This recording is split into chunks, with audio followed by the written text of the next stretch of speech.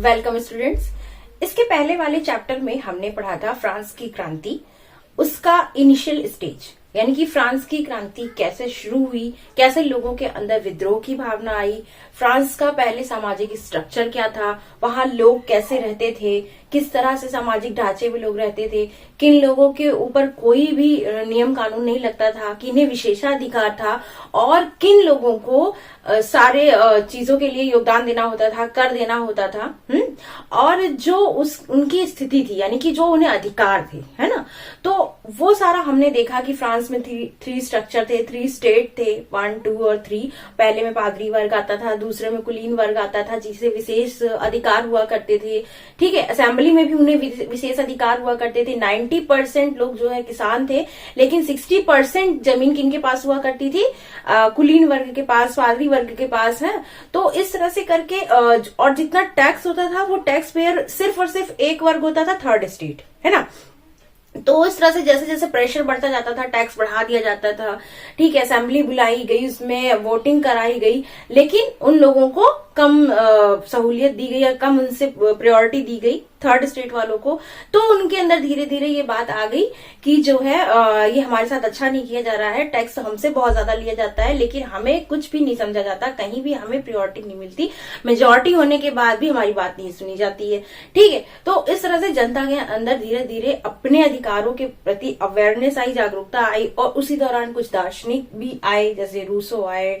तो उन लोगों ने भी लोगों को बताया कि आपके क्या अधिकार होने चाहिए, क्या लिविंग की अधिकार होना चाहिए, क्या समानता के अधिकार होने चाहिए। तो इस तरह से लोगों के अंदर अवेयरनेस आने लगी और वो धीरे धीरे विद्रोह करने लगे। और विद्रोह करने के बाद स्थिति यहां तक आ गई कि वहां के राजा लुई 16 ने सरेंडर कर दिया, और सरेंडर करने के बाद उसने लोगों की बात मान ली कि ठीक है, अब राजतंत्र नहीं रहेगा, आप जैसा चाहेंगे वैसा ही विधायिका का, संसद का निर्माण किया जाएगा। और फिर उसके बाद हम आगे देखते हैं कि किस तरह से वहां पर न्यायपालिका, कार्यपालिका और विधायिका का गठन हुआ और लोगों को वोटिंग का राइट मिला। उसमें भी क्या प्रोसेस था? सक्रिय नागरिक बनाए गए, निष्क्रिय नागरिक बनाए गए। सक्रिय नागरिक वोट दे सकते थे जो कि टैक्स पेयर थे। निष्क्रिय नागरिकों में महिलाओं को डाल दिया गया, बच्चों को डाल दिया गया, यानी कि जो भी, और छोटे मजदूरों को डाल दिया गया जो इस लायक नहीं थे, कोई काम करने के लायक नहीं थे। ठीक है, तो उसमें भी डिस्क्रिमिनेशन किया गया। अब उसके आगे हम ये देखते हैं कि अभी तक फ्रांस में जो है पूरी तरह से लोकतंत्र नहीं आया है ना। और हमें क्या चाहिए? डेमोक्रेसी चाहिए। हम यहाँ आज की प्रेजेंट डे में क्या है? डेमोक्रेटिक कंट्री में रह रहे हैं। बहुत जगह अब आप कहीं भी ऑटोक्रेट नहीं देखते, कहीं कहीं जैसे ब्रिटेन में है, राजा है, जापान में है, राजवंश है ना, लेकिन चलता क्या है? डेमोक्रेसी का ही चलता है। तो हमें कहां तक जाना है? डेमोक्रेसी तक जाना है, फुल डेमोक्रेसी तक जाना है। तो अब हम उसके आगे देखेंगे कि अभी तक वहां पर जो था वो संवैधानिक राजतंत्र, हमने एक शब्द पढ़ा था, है ना, कि संविधान के अंदर राजतंत्र को इंक्लूड करके वो सारा ढांचा बनाया गया था, है ना। उसमें जो है, जो कार्यपालिका था, जो सारे कार्यों को करवाता था, उसमें हेड कौन था? राजा था। और राजा किससे उसके लिए, अपने कार्य के लिए किसको अपॉइंट करता था? मंत्रियों को। और वो राजा खुद मंत्री चुनता था। तो फिर जाहिर सी बात है, कुछ तो फेवर में रहता ही होगा, जिसको वो समझता होगा उसी को साथ में लेके चलेगा।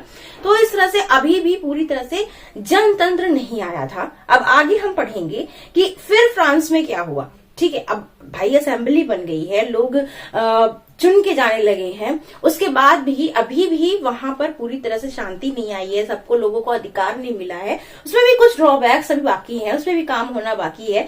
आगे के चैप्टर में हम पढ़ते हैं। ओके, तो अब हम ये पढ़ेंगे कि जनतंत्र का उन्मूलन कैसे हुआ। उन्मूलन का मतलब क्या होता है? पूरी तरह से उखाड़ के फेंक देना। राजतंत्र का उन्मूलन, यानी राजतंत्र यानी जो राजशाही चली आ रही थी, जो राजा का परिवार चला आ रहा था, पूरी तरह से उसको खत्म करना।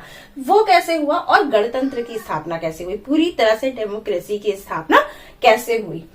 तो उसमें हुआ ये कि हम यहां से पढ़ेंगे कि जो नेशनल असेंबली, इसके पहले हमने ये देख ही लिया था, पढ़ ही लिया है कि नेशनल असेंबली की स्थापना हुई, है ना। वो टेनिस कोर्ट में जाके उन्होंने नेशनल असेंबली की स्थापना की, है ना, जो कि आगे संविधान बनाएगी। उन्होंने ये डिसाइड किया कि ये संविधान बनाएगी, सब कुछ। तो वो नेशनल असेंबली जो थी उसने सबको इकट्ठा करके काम करना शुरू किया। तो लेकिन अभी भी उनके अंदर ये चल रहा था कि अभी भी सबको समानता का अधिकार नहीं मिला हुआ है, अभी भी राजा पार्शलिटी कर रहे हैं, अभी भी उसके हाथ में पावर है। तो वो तो अपना विचार कर ही रहे थे और राजा के मन में भी यही चल रहा था कि मेरे हाथ से अधिकार चले गए, मतलब एक राजा होके मतलब कैसे हो सकता है कि वो दूसरे के अधीन में काम करे, है ना। उसके दिमाग में भी चल रहा था। वो अगल बगल वाले जो राजा थे, प्रशा के थे, ऑस्ट्रिया के थे, उनसे कांटेक्ट करता था। ऐसे 16 राज्यों से उसने कांटेक्ट किया, उनको समझाया कि जैसा मेरे साथ हो रहा है वैसे तुम्हारे साथ भी हो सकता है ना। तो फिर ऐसा जैसे मेरे यहाँ जनता भड़क रही है, मुझे मार रही है, तो ऐसे हो सकता है तुम्हारे यहाँ भी विद्रोह होने लगे।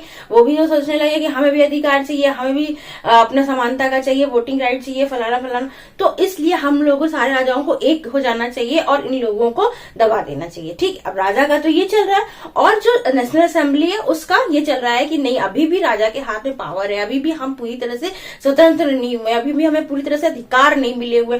और उसमें भी बहुत सारे अधिकार है जो सिर्फ अमीरों को मिले हुए हैं, जो सिर्फ टैक्स पेयर है वो जाहिर सी बात है अमीर है, तो अमीरों को ही मिले हुए हैं। जो निचले तबके के लोग हैं, जो महिलाएं, वो अभी भी सफर कर रही हैं, है ना। तो वो वहां पर क्या, दोनों पक्ष में जो है क्लैशेस चल रहे हैं, दोनों पक्ष में दोनों के पक्षों की मनोदशा कुछ ऐसी है, विद्रोह टाइप की है। तो ठीक है, तो एक कंडीशन ऐसी आती है कि जो नेशनल असेंबली होती है वो अपने ऊपर डिसाइड कर लेती है अब तो इसे डू और डाई करना है, मतलब अब यहाँ रहेंगे या नहीं रहेंगे।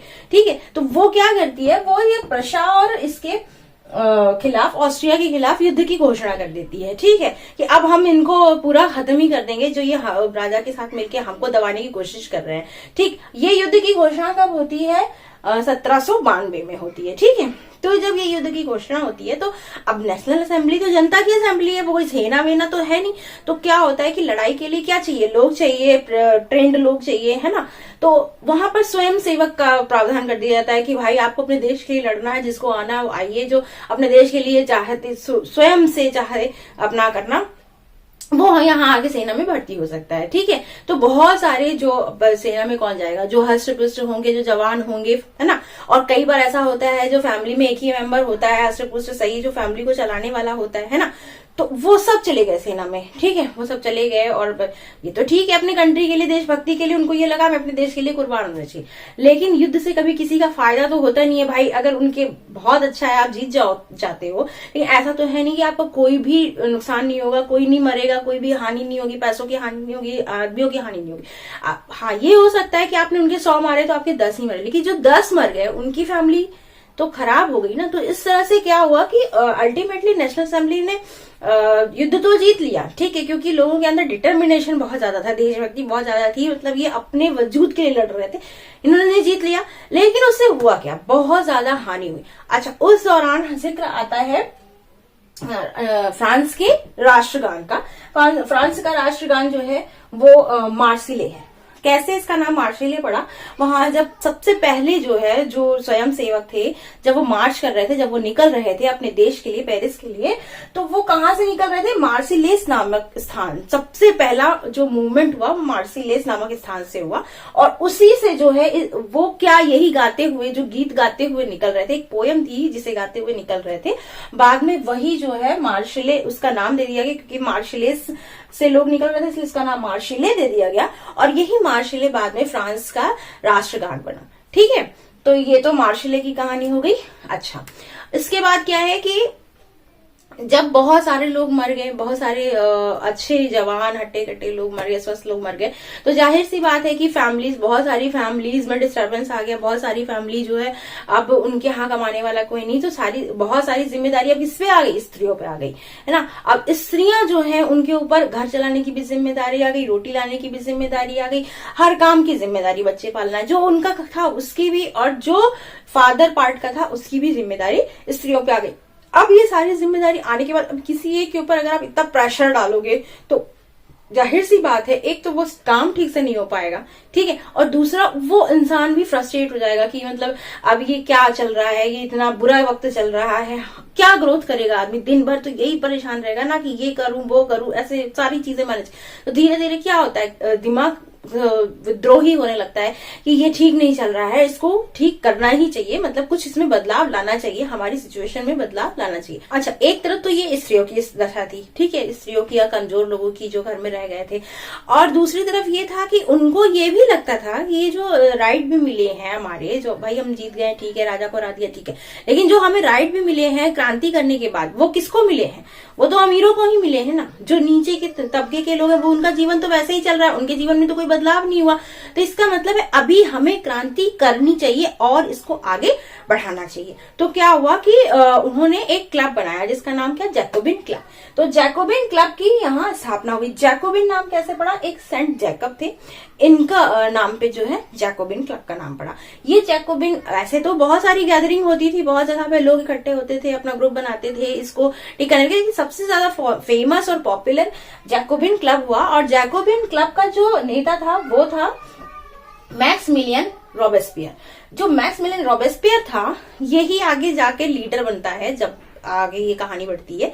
तो इसमें क्या था कि जो जैकोबिन क्लब था वो बहुत ज्यादा पॉपुलर इसलिए हुआ क्योंकि इसमें जो लोग थे वो बहुत छोटे छोटे तबके से आते थे, बहुत गरीब लोग होते थे, जैसे जो जूता बनाने वाले हैं, जो कारीगर है, जो मजदूर हैं, जो किसान हैं, महिलाएं हैं, ठीक है, जिनका मतलब कोई नहीं सुन रहा है, ठीक, उनको इसने इंक्लूड किया। तो इस वजह से ये बहुत ज्यादा पॉपुलर हुआ क्योंकि सबसे ज्यादा जरूरत उन्हीं की थी, और जिसको सबसे ज्यादा जरूरत होती है वो बहुत दिल से काम करता है ना। तो यहाँ पर क्या हुआ कि उन्होंने जो लोग इस क्लब से जुड़े, उन लोगों ने बहुत ज्यादा वर्क किया, बहुत ज्यादा अपने स्थिति को सुधारने के लिए डिटरमाइन होकर काम किया, ठीक। तो ऐसा हुआ कि ये जो क्लब था जैकोबिन क्लब, ये बहुत पॉपुलर हो गया, बहुत ज्यादा पॉपुलर हो गया। और इसका जो नेता था वो भी बहुत फ्लुएंट बोलता था, बहुत अच्छा बोलता था, प्रभावशाली बोलता था, लोगों को जागरूक करता था रॉबेस्पियर। तो ये भी बहुत प्रभावशाली, बहुत प्रभावी नेता बनके सामने आया। अच्छा, जैकोबिन क्लब जो था वो इसकी अपनी अलग पहचान बनाने के लिए इसके जो सदस्य थे उनका एक ड्रेस कोड उसने रखा हुआ था, ठीक है। कैसा ड्रेस कोड की जो आदमी होते थे वो लंबी लंबी पतलून, उसमें खड़ी खड़ी लाइनें बनेगी, रेड कलर की उनकी टोपी होगी, और जो महिलाएं थी उनके लिए भी एक विशेष कुछ इसी से मिलती जुलती कि वो नीचे जो स्कर्ट पहनेंगी उस पे लाइनिंग्स होंगी, पट्टीदार लाइनिंग्स होंगी, जिससे आम लोगों को पता चल जाए कि ये जैकोबिन क्लब के सदस्य हैं, ठीक है। कुछ दिन बाद होता है कि 1792 चल ही रहा है, 1792 में ही युद्ध हुआ है, अब ये साल खत्म नहीं हुआ है, ठीक है। इसी में क्या होता है कि गर्मियां आती हैं तो खाद्य पदार्थों की कमी हो जाती है, और अभाव होने की वजह से लोग बहुत ज्यादा भड़क जाते हैं, क्योंकि जब आपको खाने को ही नहीं मिलेगा तो फिर आगे क्या सोच पाओगे आप, है ना। सबसे पहली नीड तो यही है ना कि पहले खाने को मिले। तो वो जब खाने का अभाव हो जाता है तो जनता पूरी तरह से भड़क जाती है, और भड़कने के बाद ये विद्रोह कर देते हैं। और विद्रोह करने कहां पहुंच जाते हैं ये मतलब ये डिसाइड कर लेते हैं अब हमें विद्रोह कर देना चाहिए, अब हमें तो खाने के भी वांदे हो गए हैं, ठीक है। तो 10 अगस्त 1792 में, ठीक, अगस्त यानी कि लास्ट साल का लास्ट चल रहा है, 10 अगस्त 1792 में ट्यूलेरिये के महल पे हमला कर देते हैं। कौन? ये जैकोबिन क्लब के सारे सदस्य, ठीक है। और ये कोई सेना वेना नहीं है, ये साधारण लोग हैं, ये जो है आम जनता है जो भड़की हुई है, जो फ्रस्ट्रेटेड है, जो त्रस्त है बिल्कुल, है ना। तो वो क्या करती है, वो पूरी तरह से यहाँ पर क्रांति विद्रोह कर देती है, ट्यूलेरिये का महल होता है उसके ऊपर हमला कर देती है, और जब हमला कर देती है सब तोड़ फोड़ कर देती है, राजा को बंदी बना लिया जाता है, जो उसके और लोग होते हैं उन्हें बंदी बना लिया जाता है। जब ये पूरा उनके अधिकार में आ जाता है ये महल, तो 21 सितंबर 1792 को राजतंत्र का अंत हो जाता है। कैसे? जो लोग होते हैं वो क्या करते हैं कि जो अमीर हैं या जो इस तरह से पावरफुल लोग हैं उनको बंदी बना लिए, और जो राजा हैं लुई 16 है और जो उनकी पत्नी है, दोनों को वो लोग फांसी दे देते हैं। जैकोबिन क्लब वाले ऑन डिमांड की हाँ आप इनको मार ही दो तभी राजतंत्र का अंत होगा, तो उन दोनों को लुई 16 और उनकी वाइफ को फांसी पे चढ़ा दिया जाता है। अच्छा, अब राजा खत्म हो गए, राजा खत्म तो राजतंत्र खत्म। अच्छा, यहाँ तक तो ठीक है। अभी सितंबर आया है, यानी 21 सितंबर की ये घटना है, सितंबर अक्टूबर 9। अब क्या होगा? अब राजा खत्म हो गए हैं, नेशनल असेंबली जो ये जैकोबिन क्लब है इसने सब कुछ जीत लिया है, सब कुछ हड़प लिया। अब क्या जरूरत आएगी? अब किसी लीडर की जरूरत है। कौन लीडर सामने आएगा? यही रॉबेस्पियर। ये रॉबेस्पियर बहुत प्रभावशाली नेता था। अब चूंकि जीत किसके द्वारा हुई है? जैकोबिन क्लब की, जाहिर सी बात है कि यही प्रभावी होगा। अब ये एक लीडर के रूप में उभरता है। इसके आगे की कहानी हम देखेंगे। इसके आगे का जो समय फ्रांस ने देखा वो भी बहुत बुरा था। अभी ऐसा नहीं है कि हाँ राजतंत्र खत्म हो गया, कहानी खत्म खत्म हो गई है। नहीं, अभी और ट्विस्ट बाकी है। अब क्या होगा कि हर कोई इंसान ही तो है, पावर आने के बाद उसका दिमाग, पावर और पैसा हर किसी का दिमाग खराब कर देता है। तो अब इसके हाथ में जब पावर आया तो इसके दिमाग में यही चलने लगा कि जो है सब, जैसे ये खुद विद्रोही था, इसके दिमाग में भी ये आ गया कि लोग विद्रोही होते हैं, अगर मैंने अपने विद्रोह को नहीं दबाया तो ये मुझे भी फांसी पर टांग देंगे। मतलब इस टाइप की चीजें आने लगती है। जो इंसान जिस चीज से गुजरा होता है उसको वही महसूस होता है। तो ये क्या करता था, अच्छा इसके पहले क्या हुआ कि जो ये जैकोबिन क्लब था, अब क्लब तो रहा नहीं, अब तो पूरा वो देश चलाना है, तो उस क्लब का नाम एक असेंबली जो है वो की गई, नवनिर्वाचित असेंबली की गई, इसका नाम रख दिया गया कन्वेंशन।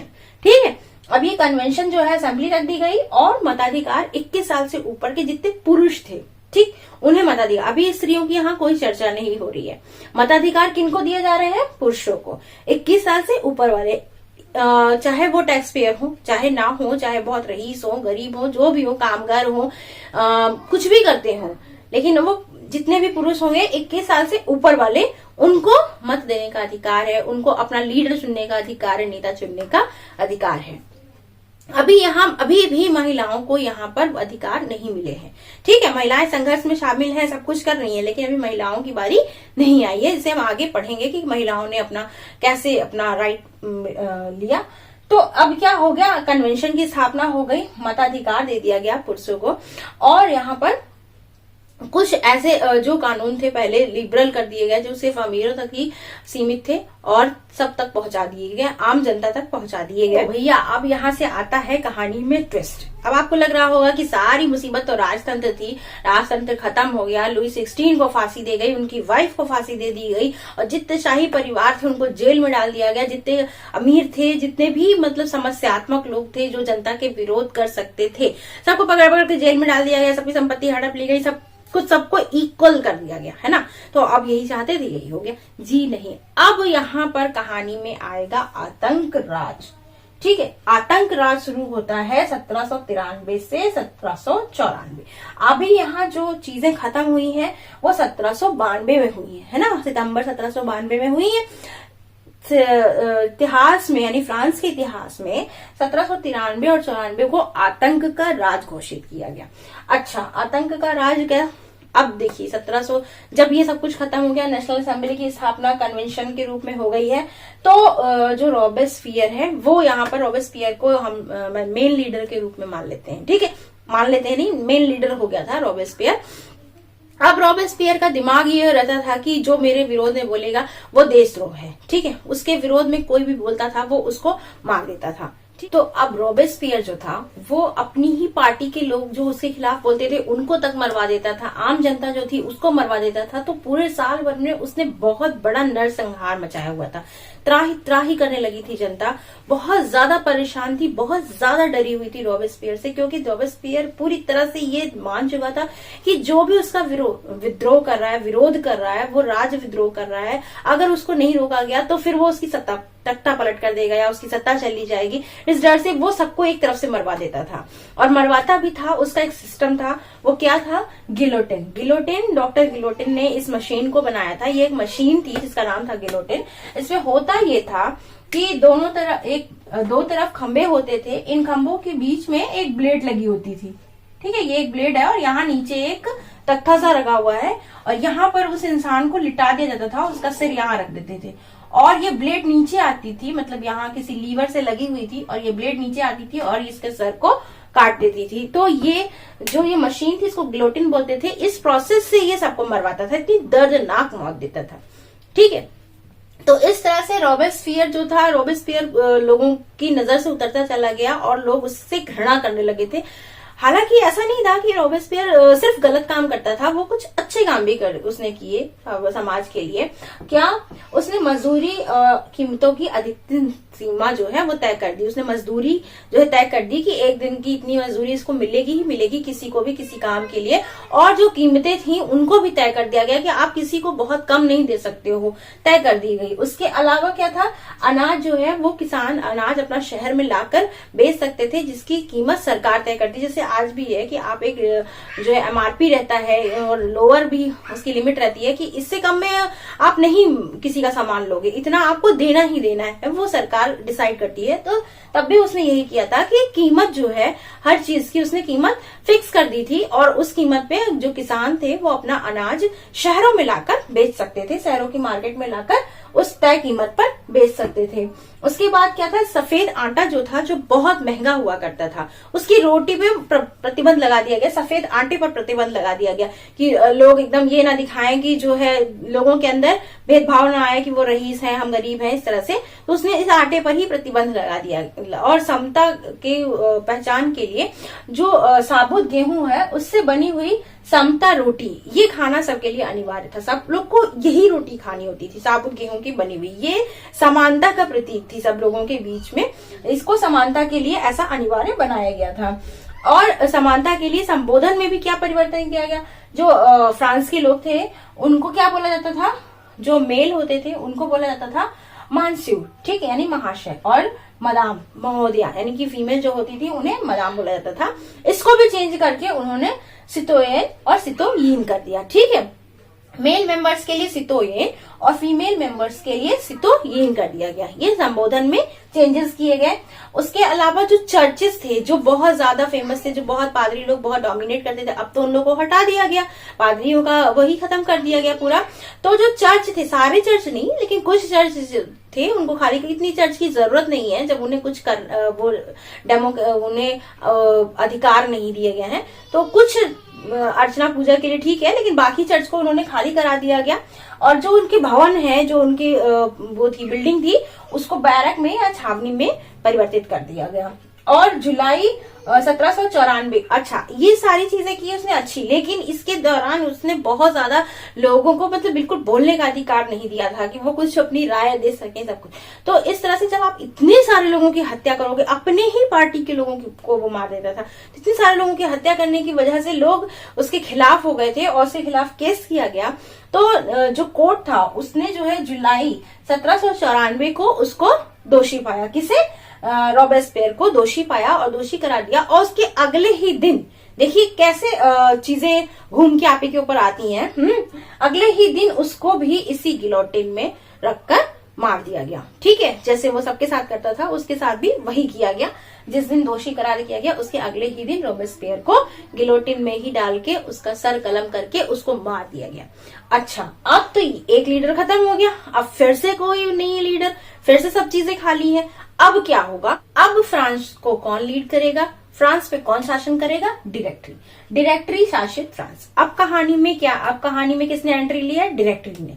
डायरेक्टरी किसके बाद गठित होती है, रोबेस्पियर के बाद। रोबेस्पियर कौन था, रोबेस्पियर भी एक जनता के द्वारा चुना गया लीडर था, जैकोबिन क्लब के द्वारा। जैकोबिन क्लब को फिर जीतने के बाद नेशनल उसमें असेंबली बना दिया गया था। और वो जो है, अच्छा तो अब वहां वो उसने एक व्यक्ति के हाथ में शासन चला गया, उसने बहुत ज्यादा टेरर मचाया, बहुत ज्यादा लोगों के अंदर डर मचा के रख दिया था। तो लोगों ने उसको सजा दे दी, फांसी दे, उसको भी मार दिया, राजा को मार दिया।